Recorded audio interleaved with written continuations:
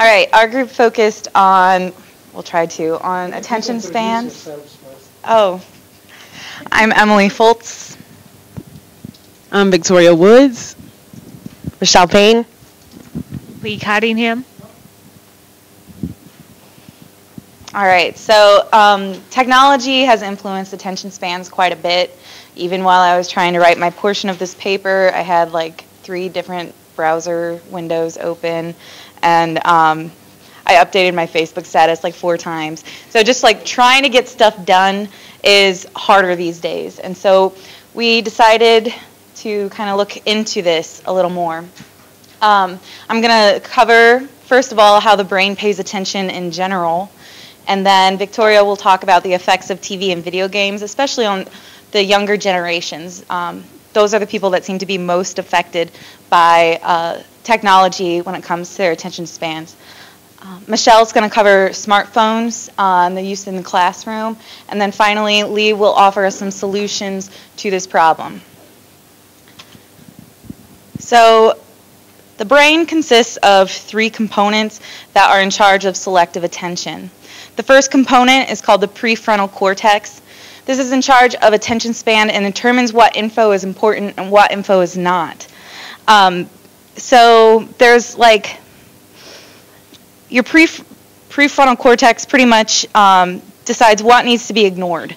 So for example, let's say you're at dinner with friends. There's going to be a lot of noise around you, but your prefrontal cortex decides, hey, I'm just going to pay attention to my friend talking to me right now. So that's basically what that part of the brain does. The next type is the prefrontal cortex working with your senses. The senses are controlled by the temporal cortex, which you can see, that's the yellow part of the brain. I don't think it's yellow in real life, just so you know. But this part, these 2 parts working together, they pretty much involve like a visual search. For example, when you lose your keys, it's these 2 parts of the brain working together to focus on finding your keys. So basically what your brain's doing is you're scrambling to find your keys, you're looking over the kitchen counter, you're like, okay, that's a spatula, not my keys. That's a dish, not my keys, that's an orange. So that's your brain doing that very fast. If your temporal lobe is in better condition, you're going to find your keys faster, which I think is pretty interesting.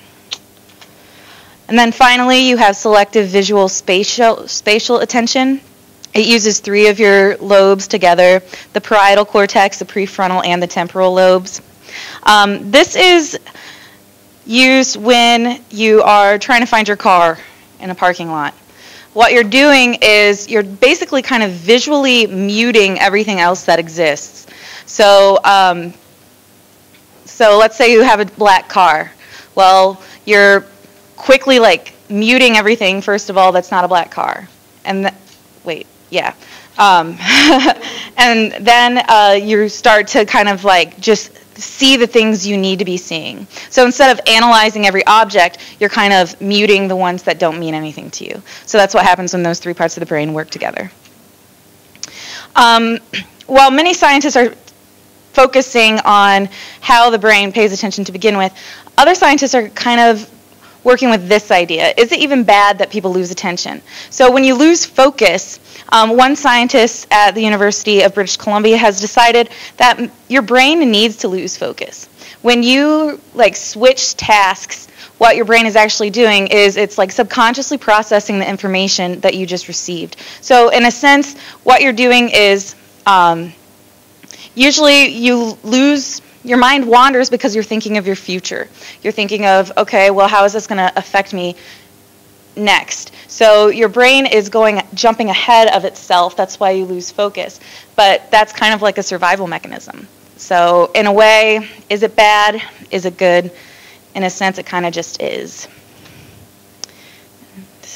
Take it away, Victoria.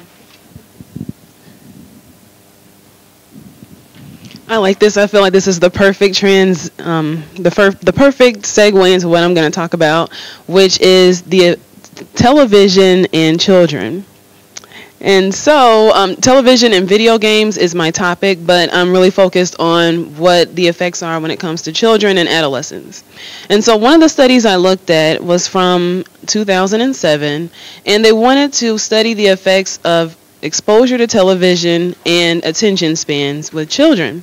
And 1,000 children were studied between the ages of 5 and 11 years old, and the habits of these children were to watch about 2 hours of television a day. And we saw that attention problems were significant because of this amount of television exposure. And you could see the symptoms of attention problems in the fact that they had shorter attention spans.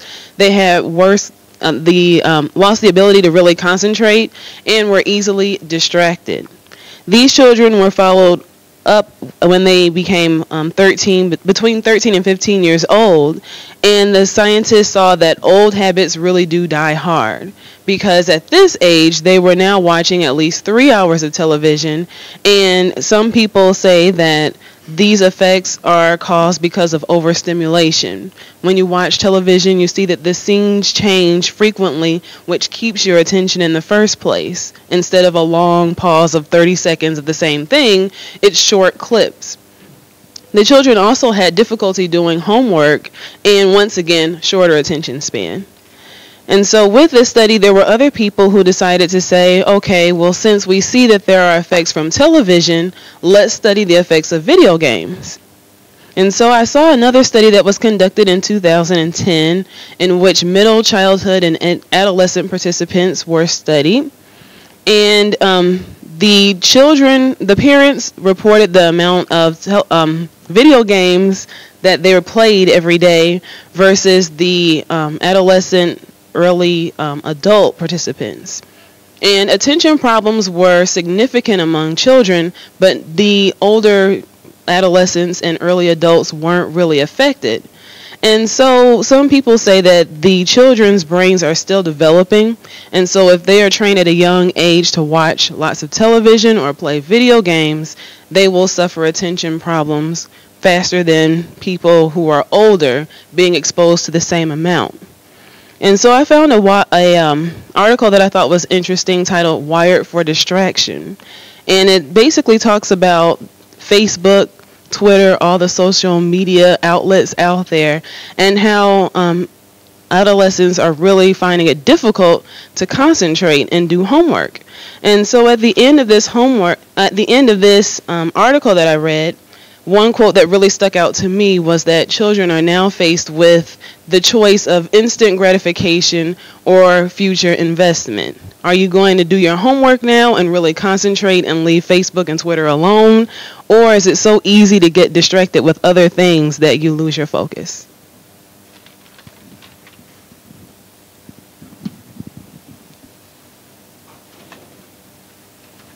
So one of the things about having smartphones in the classroom is there's a lot of really good positives about it, but the technology is so new that it's difficult to know what the long-term ramifications of that are going to be until we're able to study that, until they've been in existence a little bit longer.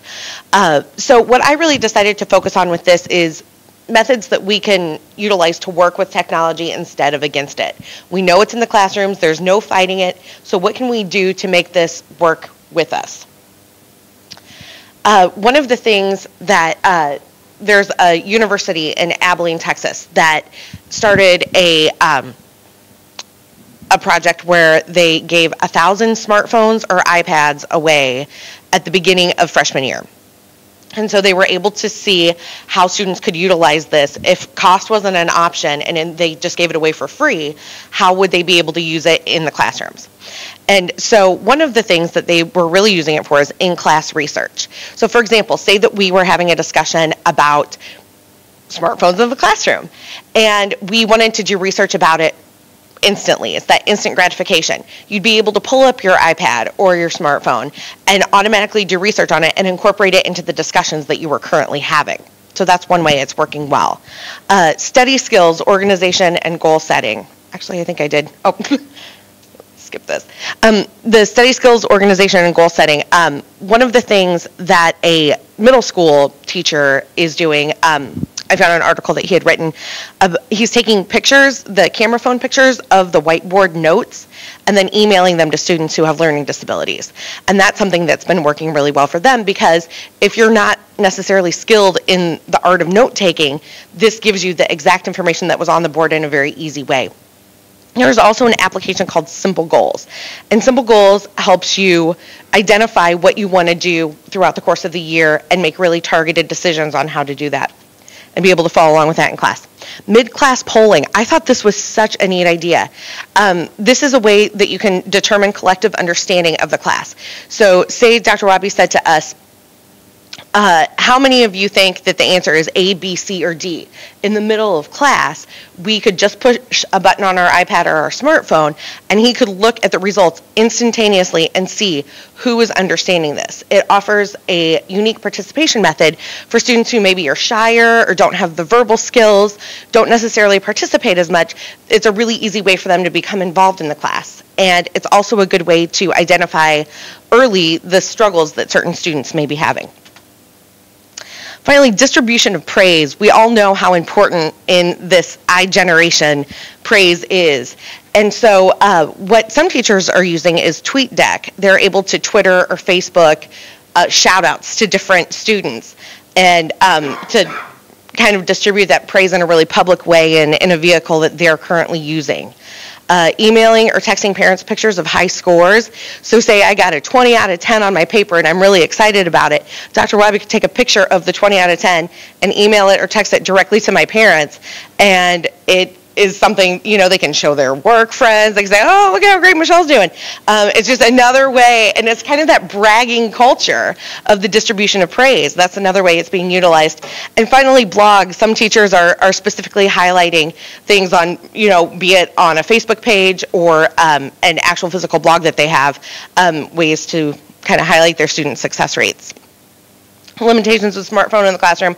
Obviously, cost is always a limitation. They are finding that smartphones and iPads are costing less than a full-size desktop or laptop. So in some ways it could also be a pro as well as a limitation. Signal reception is something that can be tough. You know, we've all been in situations where we can't get a signal on our cell phone, and that can be a frustration. So that's a limitation. Disruption potential.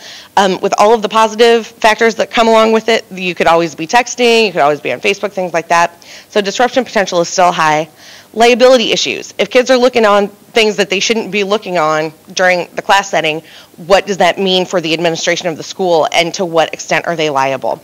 And finally, the unknown factors. Like I said, this technology is so new, we're not exactly sure how much of it is going to be, you know, a pro and how much of it is going to be a con as we go on.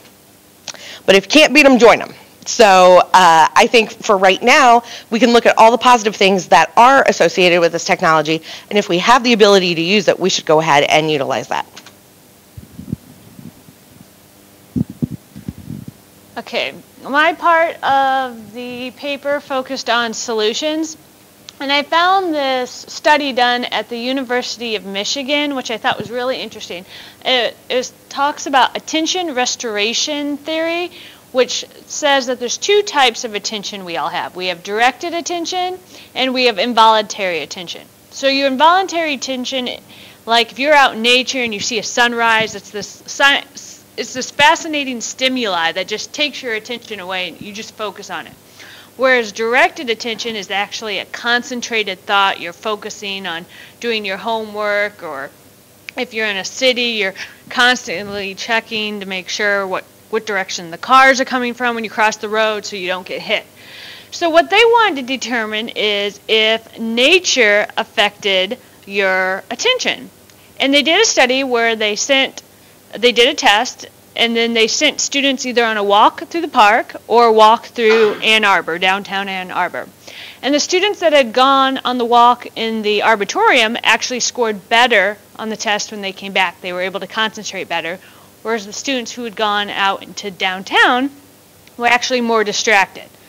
So what they determined was that when you're allowed to let your involuntary attention take over by just interacting with nature, your directed attention actually relaxes, and you're able to better focus after you come back. So it actually increases your critical thinking, it increases your concentration, and it increases your attention.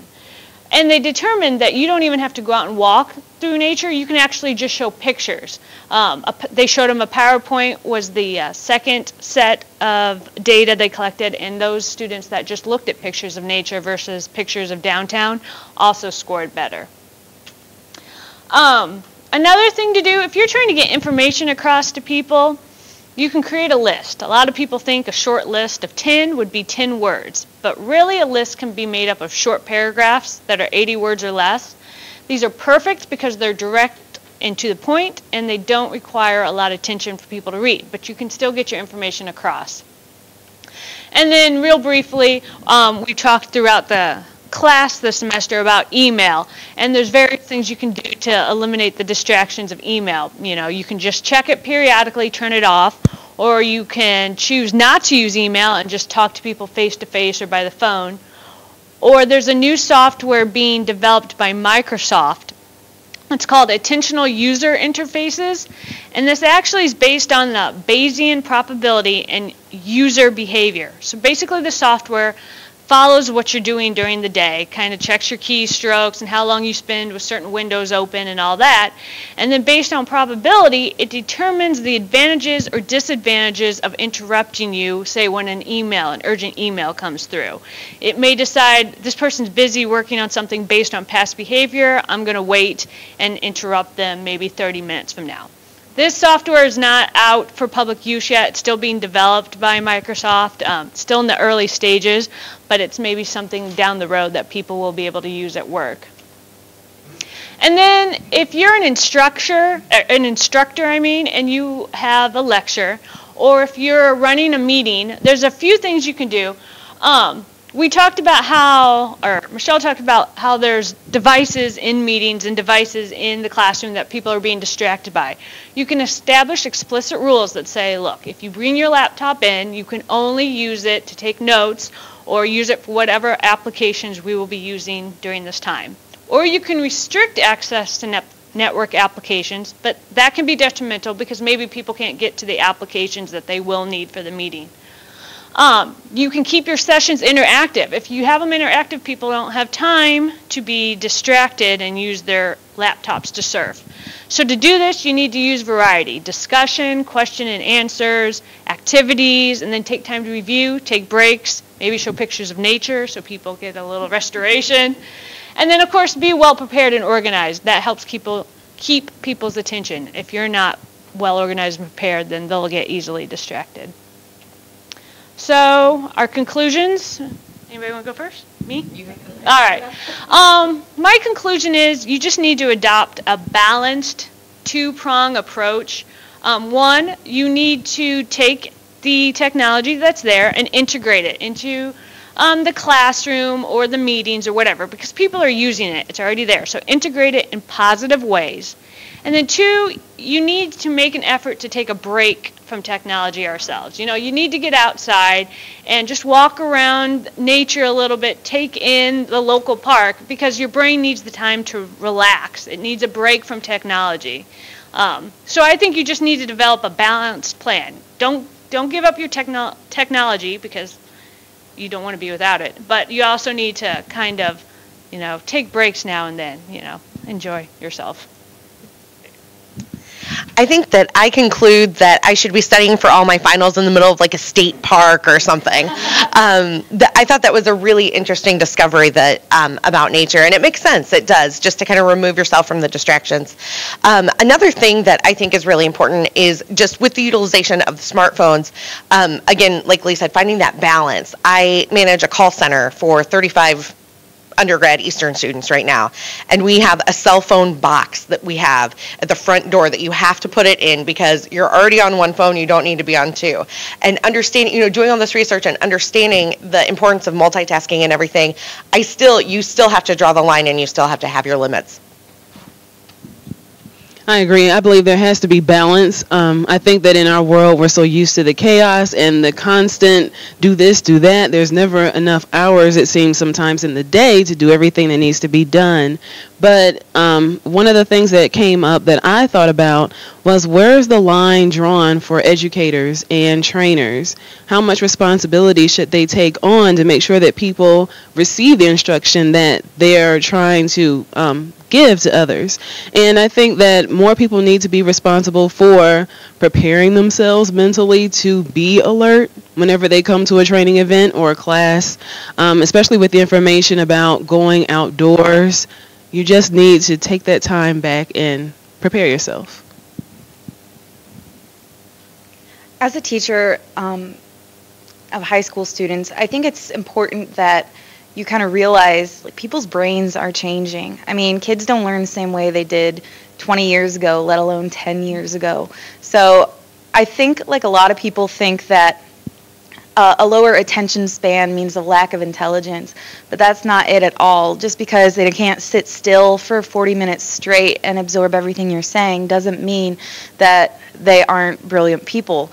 I think people's minds are starting to be wired differently, and I think it's up to educators, trainers, to learn how to teach to your changing students.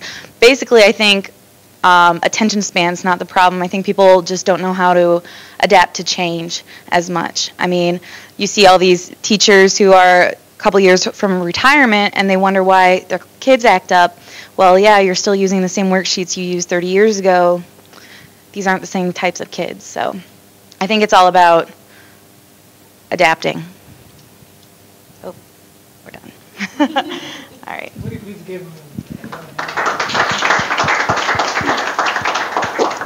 questions? Attention span. Yes, 4 hands. Yes, start with here. This is for the classroom. Did you see anywhere in your studies about the use of the professors using Twitter in their classroom? We talked about how students maybe are uncomfortable to ask questions. Now, like major sporting events, you can tweet a message usually, and it scrolls across the big screen, and people are like, hey, that's me.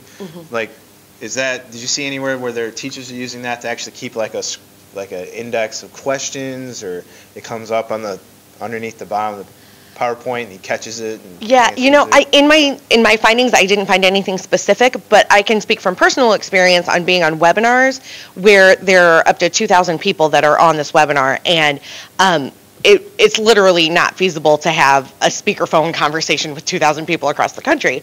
So one of the tactics that they employ is to use the virtual chat feature, and then have a moderator kind of filter through the virtual chat. So they say, you know, where's everybody calling in from today? And everybody types in where they're calling in from. They say, okay, I see Illinois, Iowa, Kansas, you know, and are able to kind of do it that way. So where that's not maybe exactly the same just in terms of Twitter, it's another avenue that's being utilized that I know of in a training function.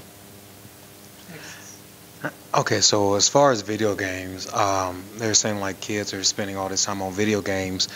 However, they didn't mention anything about how like children now are they're doing some of these games like Call of Duty and all that stuff, and these kids who are playing these games are actually designing military tactics and strategies nowadays. There's kids who are playing these flight simulator games, and then they're hopping into the cockpit of a jet and can actually fly these jets based solely on this experience within the games. So, you know, I guess the question is, how was that actually a bad thing? I mean, because in one aspect you may say, well, it's pulling away from their attention, but on the other hand, it's turning them into geniuses in certain categories. I didn't do research into that area because I was looking at attention span specifically, and so based off of what I saw, attention spans were just shorter, just like television. You get into that graphics and changes in scenery, so it makes for children everyday normal life seem bland and boring. And that was essentially the problem that they were talking about. Not necessarily using video games as educational tools, because I think that we should use technology to educate, but at the same time be aware of the effects. I had read an article that indicated that some children playing video games, it actually, they're playing educational video games, but they're determining some studies that children that are better at video games have better skills as surgeons, or they're better pilots or whatever. They're actually developing skills while playing these video games that actually can make them better at whatever their occupation is down the road. So they're not saying all video games are bad. I mean, obviously there are some benefits, but then there's lots of disadvantages too. So. Yeah, don't we think that children are getting spoiled by these smartphones, because they might, I mean, previously back in around 10 years back, we don't even used to have a computer. We used to refer textbooks, go to the library and used to read and study, gain knowledge. Now these days what's happening is, they have smartphones, they are just, Googling it and just taking out the things in it. I think that's a great point. I think that's something that we need to be aware of. But kind of like Emily was saying, just because we're learning in a different way doesn't necessarily mean that it's better or worse. I think that using this technology is allowing us to harness the energy and the resources that we do have and use it for positive instead of working against it. So it's easy for us who didn't have computers. I mean, I remember when the internet was invented. I mean, and I do look at the younger generation and say, man, you are getting kind of spoiled. But at the same time, I can see that they are being allowed opportunities that I wasn't able to have. So I think our best bet is to move forward in a positive direction by saying, while yes, this is the way it used to be, this is the wave of the future, and how can we best work with the tools that we have? Other questions? Question for you. Can somebody be really, really absent-minded, or when somebody is absent from here, he is or she is present somewhere else? So the mind is present somewhere, but not here. So my first question is, what your comment on being absent-minded? If a teacher has 15 kids and one of them is not here, he is somewhere else, what would you do? Squirt them with a bottle of water. Say it again. Squirt them with a water bottle. Wake them up.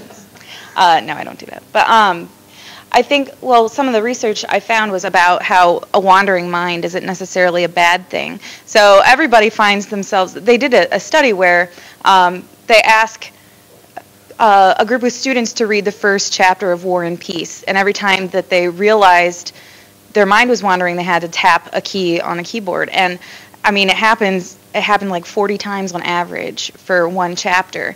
And so, I mean, this is common. I mean, it's not a bad thing to have one's mind wander. Kind of like it's not a bad thing to play video games. What is important is choosing your priorities. I mean, if your mind's wandering and you can't snap it back to what's important, I think there's a problem beyond attention span and maybe just motivation. Very good. Any other questions? So please give them another round of applause.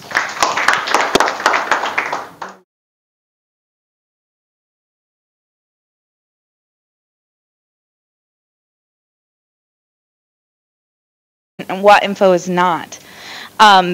So there's like your prefrontal cortex pretty much decides what needs to be ignored. So for example, let's say you're at dinner with friends. There's going to be a lot of noise around you, but your prefrontal cortex decides, hey, I'm just going to pay attention to my friend talking to me right now. So that's basically what that part of the brain does. The next type is the prefrontal cortex working with your senses. The senses are controlled by the temporal cortex, which you can see, that's the yellow part of the brain. I don't think it's yellow in real life, just so you know.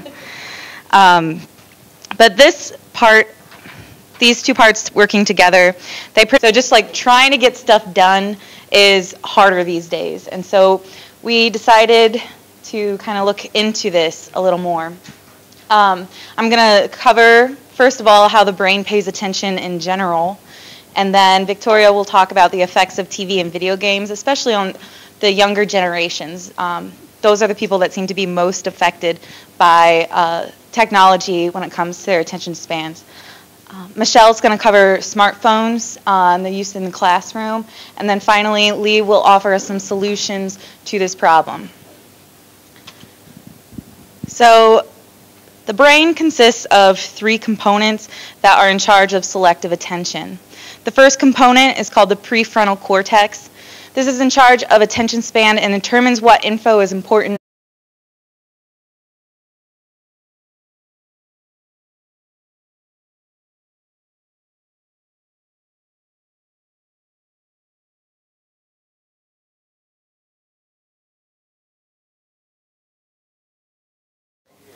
All right, our group focused on, on attention spans.